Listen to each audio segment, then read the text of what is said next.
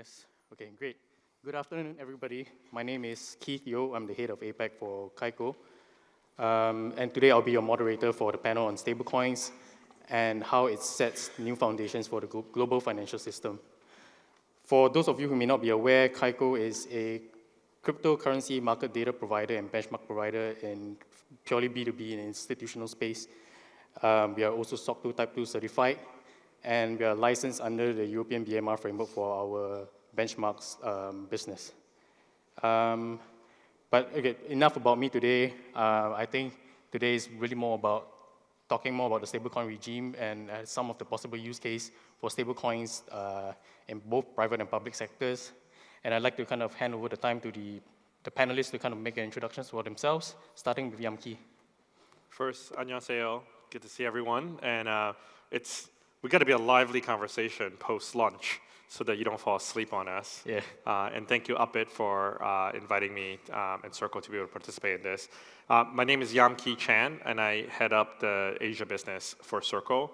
And Circle is a payment services company that issues USDC, a digital dollar on-chain across 16 different blockchains. We also offer a number of different products and services to help enterprise customers move on-chain, whether it's around programmable wallets or gas stations or any other technologies to help make that transition.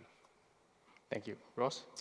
Yeah, thank you very much for having us here. The conference has been fantastic to date and looking forward to this afternoon, and in particular this panel discussion. I'm Ross Edwards. I work for Ripple.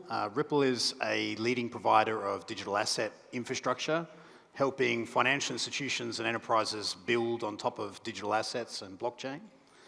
We in particular have products in the market around cross-border payments and helping or providing rails for financial institutions to improve their cross-border payment services using digital assets, as well as custody technology, keeping assets secure and safe and accessible. And we build with the community on top of the XRP Ledger ecosystem. Most recently, and relevant to this panel, we've announced and are in the process of launching a US dollar stablecoin RLUSD based out of our standard custody trust subsidiary in New York under the New York DFS license. And I guess relative to others on this panel, we're the sort of new kids on the block from a stablecoin perspective at least. Walter? Thanks to the Uppit team for hosting such a great conference and for having us here and for the opportunity to talk about stablecoins. I am the head of strategy at Paxos, and Paxos is a leading enterprise infrastructure company powering blockchain solutions and tokenization, which includes stablecoin for some of the largest global enterprises in the world that include PayPal, MasterCard, et cetera. And we have issued multiple US dollar-backed stablecoins out of multiple prudentially regulated financial institutions in our New York Trust Company, in an entity in Abu Dhabi in the UAE, and most recently out of an entity regulated by MAS in Singapore. We issue PYUSD, Global Dollar, and Lyft Dollar. Thank you to the panelists for the quick introduction. And obviously, we are surrounded. We have some industry heavyweights in the stablecoin space here, but I trust everyone had a good lunch, and I know that typically panel sessions after lunch it's a real challenge to keep everyone awake. So we try to keep things as interesting as possible. But perhaps maybe we can start off with the basics. I know most of us in this room have some ground level knowledge of what a stablecoin is. But just for the benefit of the crowd and just to make sure the knowledge field within today's panel, today's audience is level set, and just like to throw an open question to the panelists, what defines a stablecoin? Happy to take that. So a stablecoin, it's been used pretty broadly. You can't go to a blockchain or a crypto conference today without having at least one panel, I think, on stablecoins. And the reason for that is because it's probably the best example, the most adopted form of tokenized asset in the world. And it's probably also the best example of blockchain really solving real-world problems today. And stablecoin, throughout the journey to get to where we are today, has been used in a bunch of different ways. What you can think of it as is an asset that is referencing another asset that is off-chain or in traditional databases. And most commonly when we're talking about stablecoin today, we're talking about fiat currencies. And most commonly within fiat currencies, we're talking about US dollar stablecoins. And in the case of US dollar stablecoins, how we think about it at Paxos is it is a tokenized version of a US dollar. And so it's always backed one for one with a dollar sitting in a cash or cash equivalent, meaning that that dollar is easily redeemable or accessible to the holder of the token in the case that they want to come back to the issuer and redeem the underlying dollar. And so it's a pretty simple technology, but has already found an enormous amount and growing amount of use cases in the market, both in the native crypto ecosystem and beyond. I would add on to that. I think sometimes the stablecoin term is used very broadly, and it could be a misnomer. In the same way that people talk about electric cars, there are actually a variety of different type of electric cars. Some that are full electric, some that are hybrid, other are able to go 5 miles or only used for acceleration. In the same way, I think it's true with stablecoin. I would start with perhaps that not all stablecoins are created equal, even though the market may say that these are stablecoins. The regulators, not just in individual jurisdictions, but also at the international level, have already set some basic framework on how to look at stablecoins. The BIS, the Bank of International Settlements, the FSB, the Financial Stability Board, have actually come up with some frameworks of what they believe stablecoins are and how to categorize them. The one that generally have consensus among the core regulators is actually what they call fiat reference stablecoins, or FRS. Sometimes it's used as single currency stablecoins. But essentially, there are a couple of components that differentiate this group from all the other quote-unquote stablecoins. First is that it is referenced to a fiat currency. So one way I think about USDC is that we are uploading the dollar on the internet. Second is that the assets and the peg currency are the same. So you're not taking currency risk. If you're issuing a dollar stablecoin, the assets should be in dollar. If you're doing a euro stablecoin, the assets should be in euro, and so on and so forth. I think some stablecoin, quote-unquote stablecoin issuers, have other assets in there that creates unnecessarily, I think, currency risks. The other piece is around what is held. We also talked about the fact that there are cash and cash equivalents. The regulatory term for that is high-quality liquid assets. These are usually cash or cash equivalents, as in treasuries or government bonds that are 3 months or less. Things that are very, very liquid, has a deep market. You can move from that particular instrument into cash very, very easily. And that is the composition, generally speaking, of the assets backing the stablecoin. And then other components around is bankruptcy remote lists or trust structures. It's things around transparency. How often are these stablecoin issuers or the reserves being audited or attested to that the money is there? And how deep does that transparency go? For us at Circle, we have now close to $37 billion of stablecoin issued. Around 80 to 90% of that in reserve sits in a BlackRock managed fund. And this is an SEC registered fund. It's marked to market every day, and anyone can actually go in and see what specific instruments, down to the serial number of the treasury bill that's held, all in there. So the level of transparency is actually quite deep and quite frequent, because it's happened every day. And then for us, every 2 weeks we publish on our website the holdings, minting and burning, and then every month our main auditor, which is Deloitte, will have an attestation that the number of tokens on chains and the cash and cash equivalent held in our reserves are no less than what's issued. And then every year we're audited as a company. So these are all actually stated in some form or another in all the regulations for regulated stablecoins and how they're different from the so-called stablecoins that are in other structures. So that's just, I think, some of the things I think is important to lay out, and we can, of course, dive into the use cases more specifically. Yeah, I mean, I think there is a broader set, as you said, Yam-Ki. You know, obviously, we're fairly aligned in the regulation first, cash or cash equivalent backed stablecoins. Obviously, there's some other varieties out there.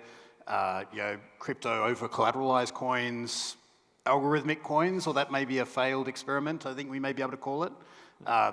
Commodity-backed tokens and otherwise. I think what we probably agree on, and certainly we at Ripple see, is that this is the right model to be used for institutional regulatory space use cases.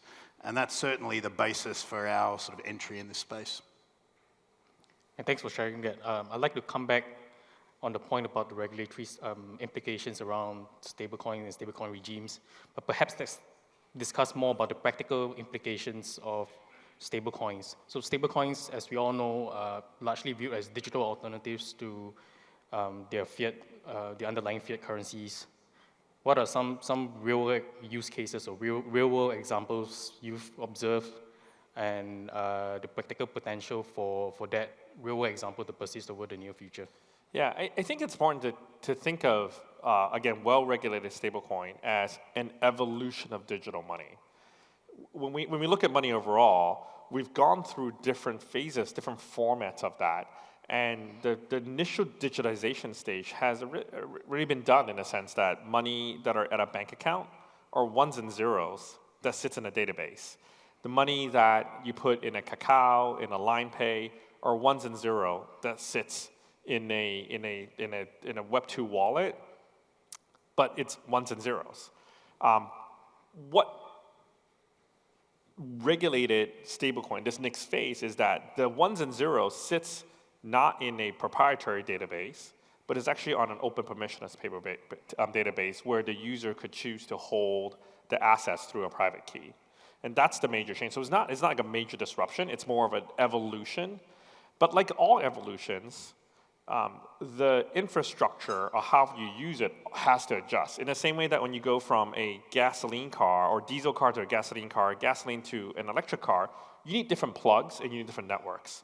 And to operate on Web3 rails and to use stablecoins, you need Web3 wallets, which is still in the phase of adoption. It's like turning on modems all around the world. And you need applications that can interact with the blockchain in some way. And this is where it gets very interesting. The initial adoption or uses of stablecoins started in the crypto trading market because there was a need there where digital assets were moving 24/7, and settlement and payment for those digital assets were happening on fiat, which didn't make sense. Hence, stablecoin was invented to address the settlement leg of that trade. You know, we're here at an UpBit conference. It's clear why that works. But just because it's a settlement on the crypto market doesn't mean that that is the only space that's confined to. It's actually settlement for any transaction that you can do. And this is where I think the market's going to grow into is settlement and payment for cross-border transactions, for remittances, for actually traditional capital markets. And we're seeing use cases across all of those. In the payment space, we actually a couple weeks ago announced a partnership with a company called Tunes. They are a company that move money on behalf of companies like PayPal, Remitly, Payoneer, all the big names that you would think about, but they function in the background. They actually move the fiat leg behind the scenes for these operations, and they're using USDC for that money movement, literally just settling from one account to another between different time zones. And it's a major challenge here for Asia where people are getting paid in the US or in Europe, and if it's on a Friday at 4 o'clock, it doesn't arrive in Asia until Monday at 8 a.m. So how do we make that speed easier? On the traditional market side, what we saw was companies like BlackRock, Franklin Templeton, and others that are issuing tokenized money market fund. You had mentioned tokenized real-world assets. Essentially, everything digitizes, goes on chain, and we're back to the same challenge we had on the crypto capital market is how do you settle that trade? Yep. And the settlement of that trade will likely be in stablecoins. Some of it is already happening, and we're going to see more of that. And I expect that to be another growth area. So it's important to think of stablecoin not as a regular digital asset. It just happens to be on rails, but it's a payment instrument, a settlement instrument. Anywhere you would pay somebody or settle some sort of transaction, stablecoin could be the instrument for that.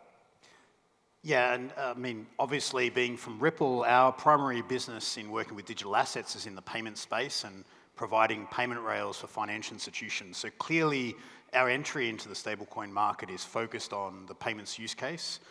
In working with financial institutions on payments, yeah, it's an oversimplification to say just use a stablecoin. In payment flows that we see around the world, there are typically sort of source funding arrangements. There's some form of bridge currency, and there's sort of destination or beneficiary payouts. And traditionally, we've been doing this for 10 years now at Ripple. Yeah, we're seeing we've built it on top of sort of fiat rail using XRP and other types of assets in the middle, and fiat rail off. We're increasingly seeing all parts of that value chain being equally relevant to stablecoins. The number of businesses that we're seeing that are looking at stablecoins and using stablecoins today as payment in and payment out mechanisms is growing. We're already a large user of other stablecoins on the stage with me today. We also see markets where a US dollar stablecoin in particular will be a good addition to enhance that payment rail. So using XRP on some corridors for some use cases, and for some users, using stablecoins for others. So I see it being built into all parts of that chain. And I think the other area that we're really focused on is, again, that real-world asset space. And I would say this is a space that we've only scratched the surface of.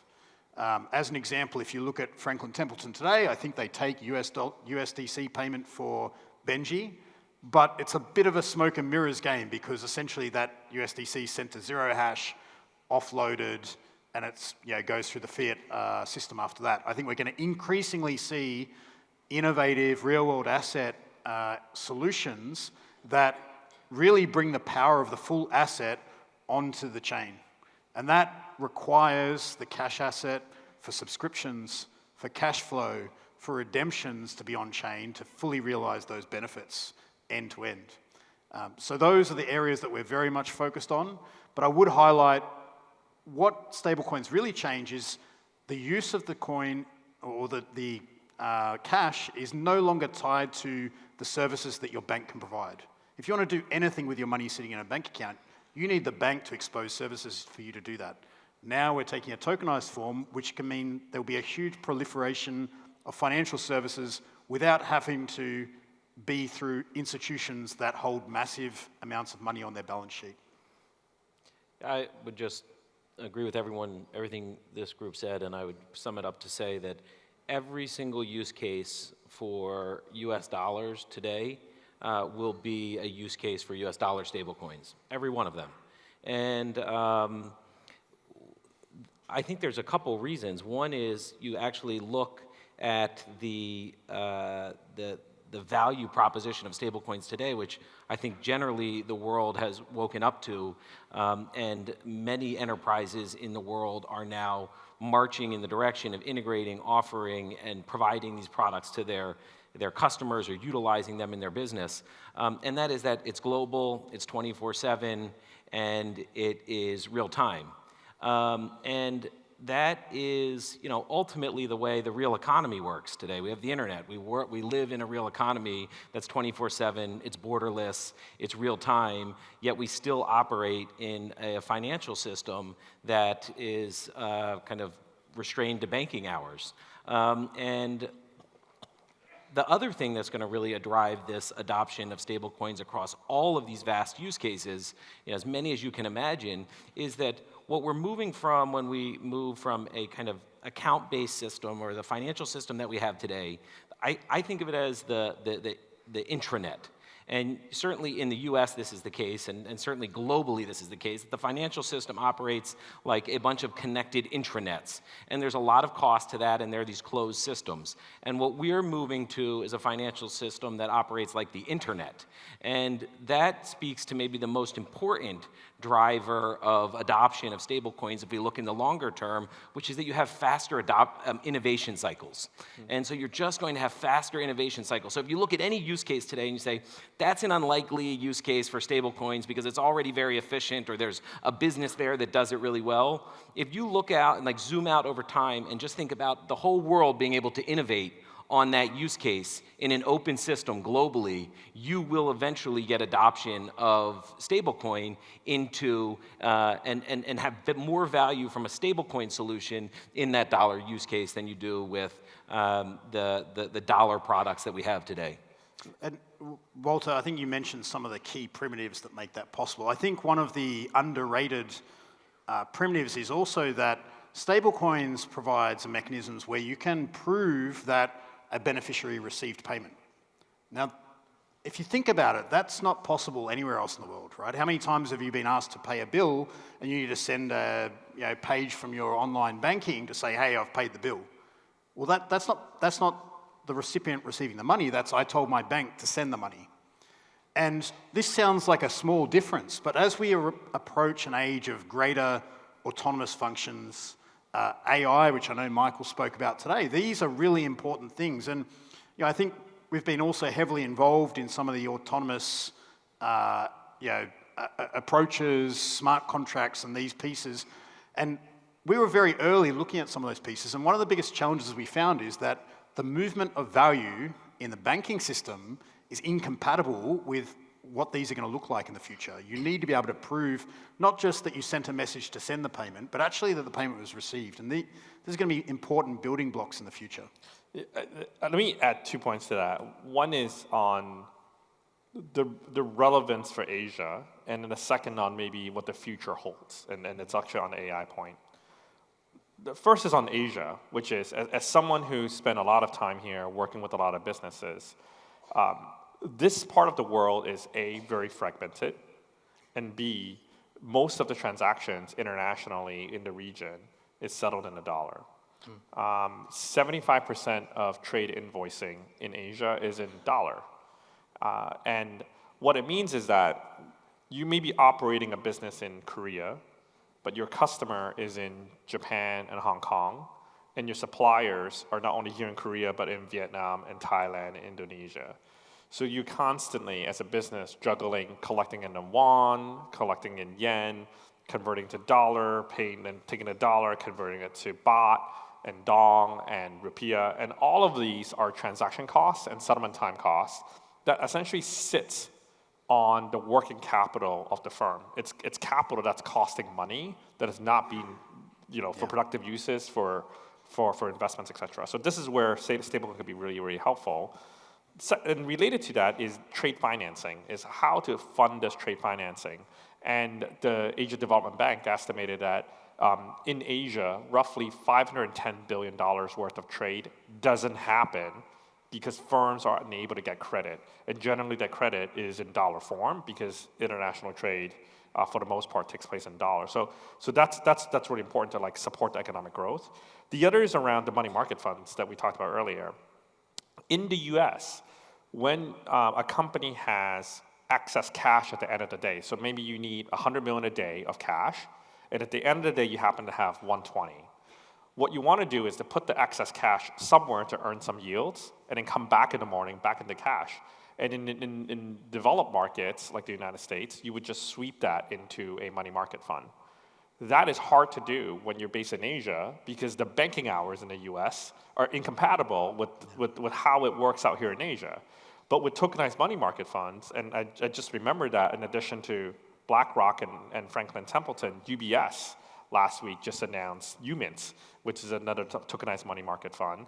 And that allows someone sitting in Asia, managing treasury, managing quote-unquote cash, to be able to sweep into money market fund using a digital asset, earn the yield, and then come back into a digital asset like a USDC or any of the stable coins, and then be able to convert them back to cash. And that's really important. That creates value, I think, for Asian firms that is really unique.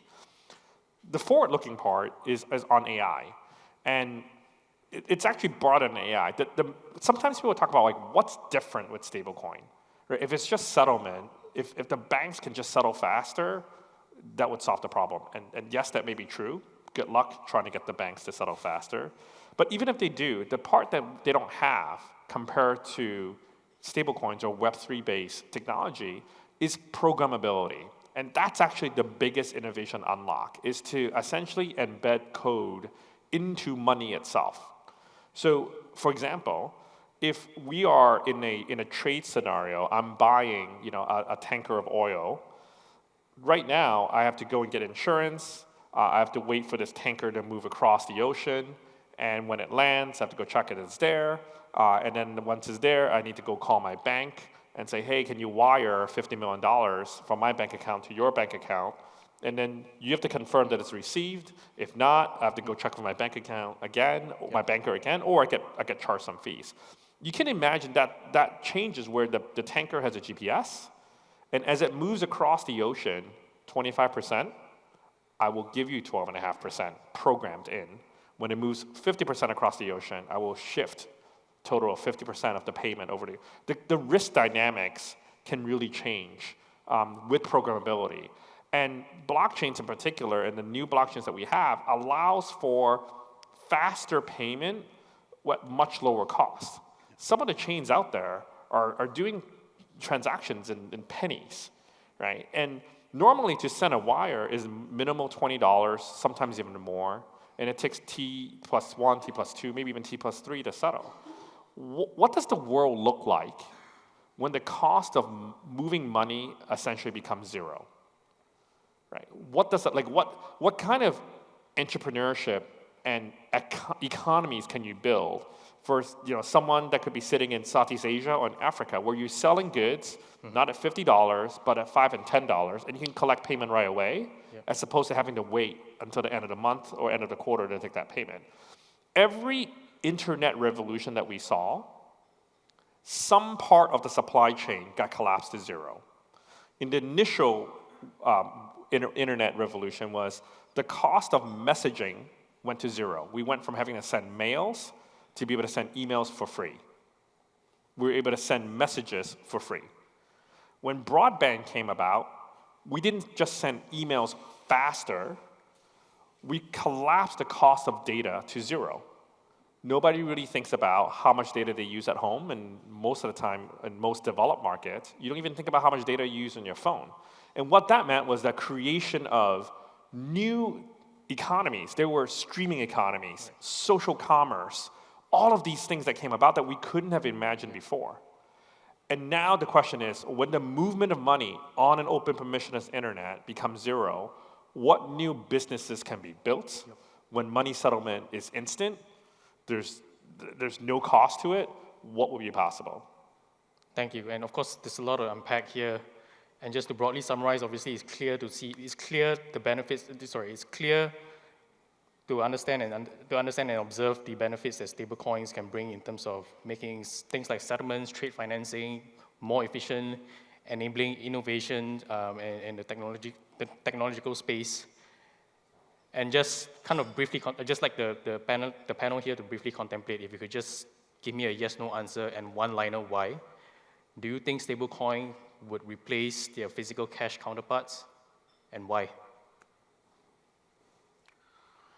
Well, there's a reason that we have physical cash today, and I think that we will see it take over a large portion of all the different products of fiat that we have today, including physical cash, which has already, kind of been consumed a lot by the digitization of dollars over the last 20 years. But I think that it's not so much about whether it will consume and kind of completely cannibalize another product. It's really about what more can it do.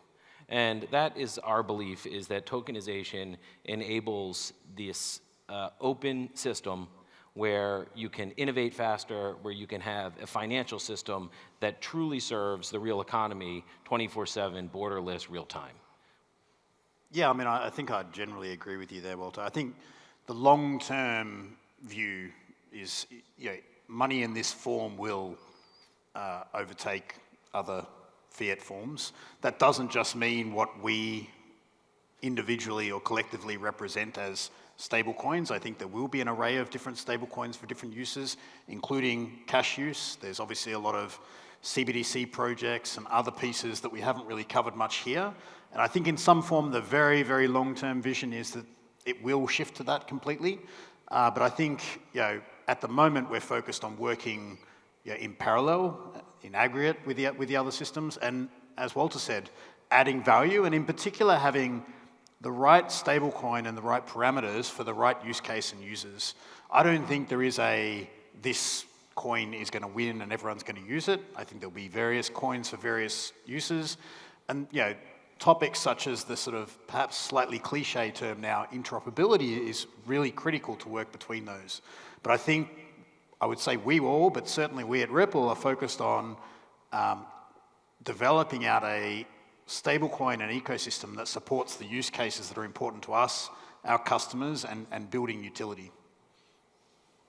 You ask a yes/no question. Yes, no question. That was a yes, by the way. So I'll say yes. Yeah. It will replace, and I think it's already there. Yeah.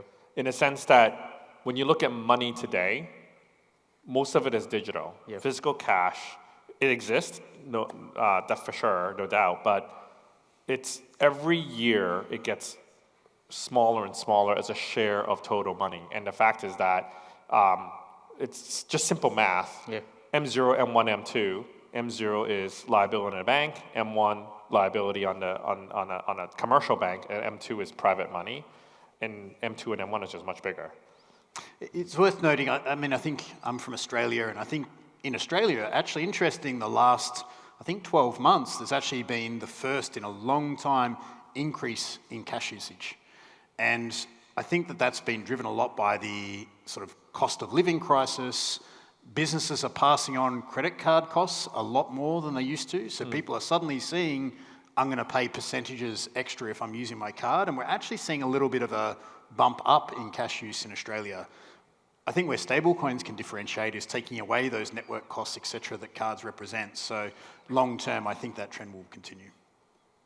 Thank you. And I like Ross's point about picking the right stablecoin for the right business use case. I'd like to get your opinions in terms of what are some of the potential risks that our audience here should look out for when picking a stablecoin issuer or partner to work with.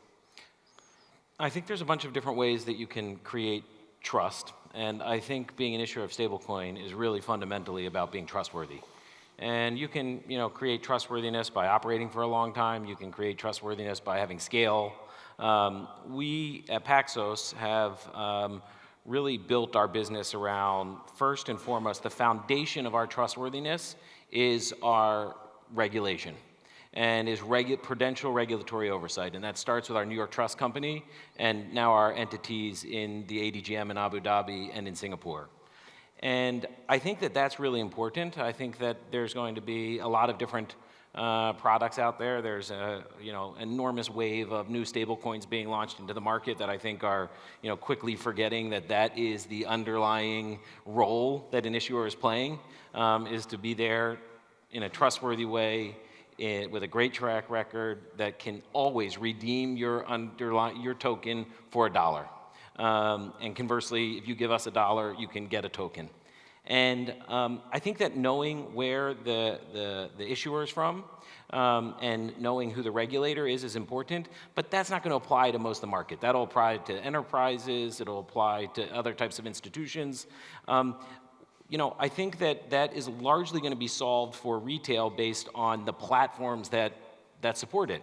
And this is where regulation comes in, and it's really important, is that you get the right regulatory frameworks that not only regulate the issuers, and we've been issuing regulated stablecoins since 2018, but is regulating the products that the large application layer is offering to their end customers. And so whether you're PayPal or MasterCard or Mercado Libre, that the stablecoins that those platforms are being able to offer to their end customers are highly regulated. And we already see that's the case. We see that those big enterprises that are accepting and offering and using stablecoin are turning to regulated players like Paxos to bring these stablecoin solutions to market. And so I think that, asking all of the, kind of retail market that we think is going to touch stablecoin, which is virtually the entire world over time, to understand issuers and regulation is totally, ridiculous. But what they will be able to do is through clear regulated frameworks be able to trust that they're getting trustworthy stablecoins through trusted platforms. Yeah, I mean, I think trust is obviously key to us. I think that takes many different forms, and there's different elements of trust. The regulatory side of things is critically important, and regulation's not just we're regulated, tick, let's go. It's an ongoing process, both maintaining regulatory relationships and alignment, as well as adapting as regulations change. And regulations in this space will change. They will change in the US, they will change in various countries around the place. So that is an ongoing journey, but I think trust goes beyond that. One is trusting that you'll be able to redeem your money, for instance. There's trust in reliability and competency, that I'll be able to use my stablecoin when and how I've been told.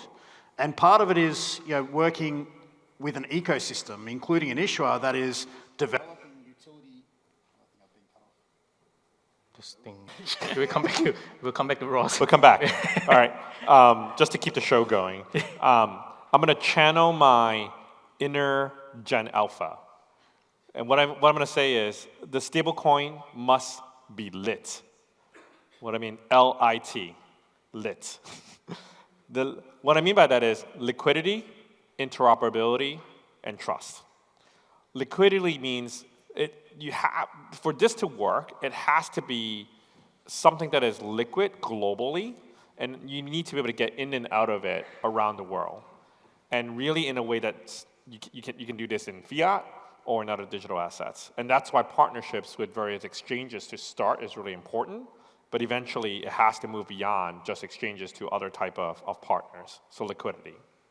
The second piece is interoperability. And here is the ability for this stablecoin, whatever you choose, is recognized and used by lots of different people or operators within the ecosystem.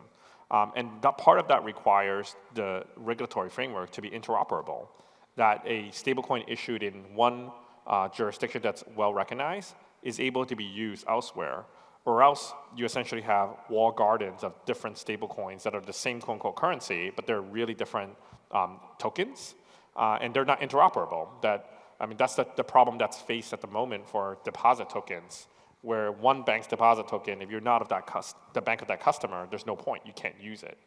So interoperability is key. And the third piece is trust. And I won't add more because the panelists already talked about it, but it is really important to think about, is the stablecoin that you've chosen, is it well regulated?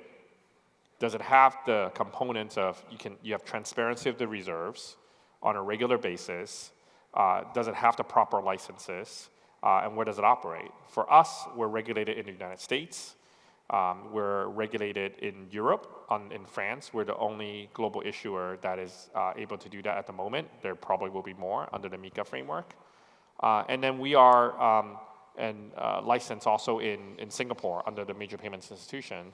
And we're working around the world with different governments to ensure that there's interoperability for USDC and in their jurisdiction as well.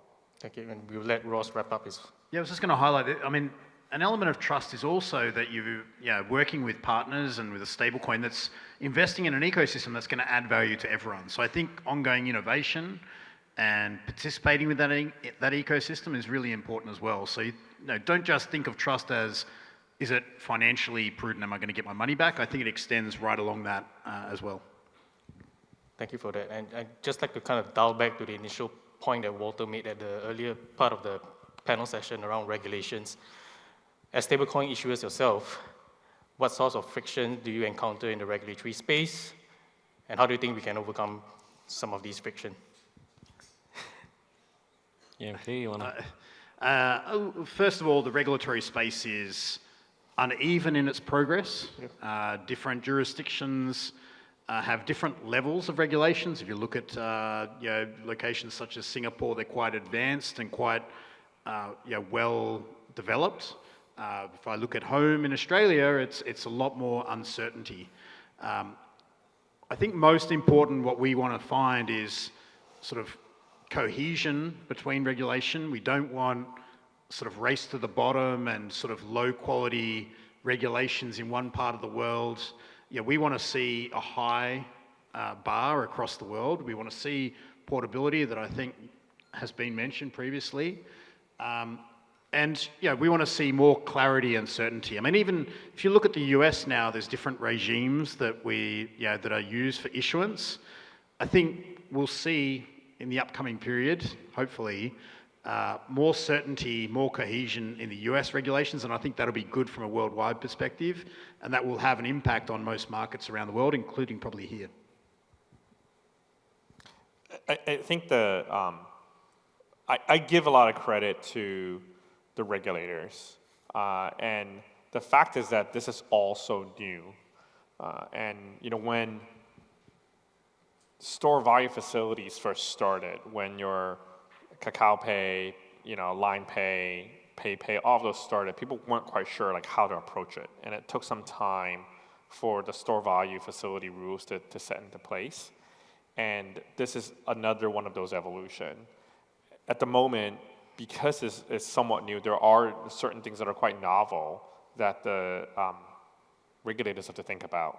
But my belief is that they will all eventually get there. Everyone's working with the best intent to set the right consumer framework, consumer protection framework, and market framework for it to happen. Right now, there is a fragmentation in terms of how it operates. The US has a very basic structure. Hopefully it gets upgraded into a national structure in the coming year or two. In Europe, there is MiCA that sets one structure, and even as they wrote it, when they came to implementation, there were things that had to adjust and change. And now they're working on version 2, which is going to take another 2 to 3 years. And then hopefully by that time, it hasn't been fully outdated. Singapore is upgrading its structure and trying to create a stablecoin regime. Hong Kong is in the midst of writing rules, so we'll have something in 2025. Japan already has stablecoin rules, and we're working with them on how they get that into implementation. So that's the main challenge right now, is that everyone wants to have it right. They want to create the incentive for local stablecoin issuance, especially in the local currency, right? So if you are Korea, you want to see a won-denominated stablecoin. That's important. At the same time, how do you do the interoperability such that other well-regulated stablecoin can move in Korea in the same way a well-regulated Korean stablecoin can move elsewhere as well? I think that regulation is super tough. We have been kind of in conversation and resources to regulators all over the world, from working closely with the NYDFS to get the first trust company in the digital asset space, to being the first US company to get an MPI in Singapore, and countless other regulators around the world.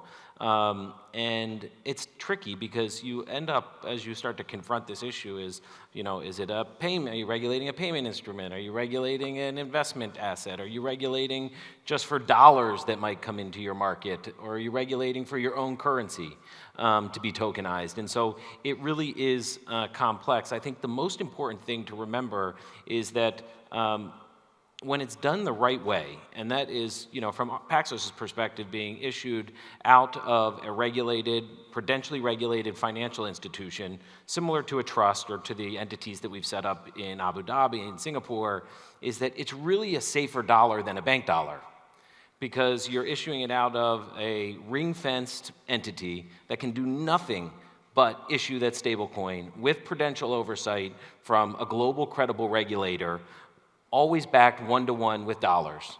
And that is, I think, the most important thing to remember here is that, it's not about, creating new money. It's not about, some balance sheet business or some fractional reserve business. It's really just about upgrading the infrastructure on how dollars move. And when you also can recognize that that infrastructure has the tools and certainly the potential to be a far better infrastructure and technology for compliance, then you really see that this can not only be something that needs to be controlled, but can really be a huge benefit to the system.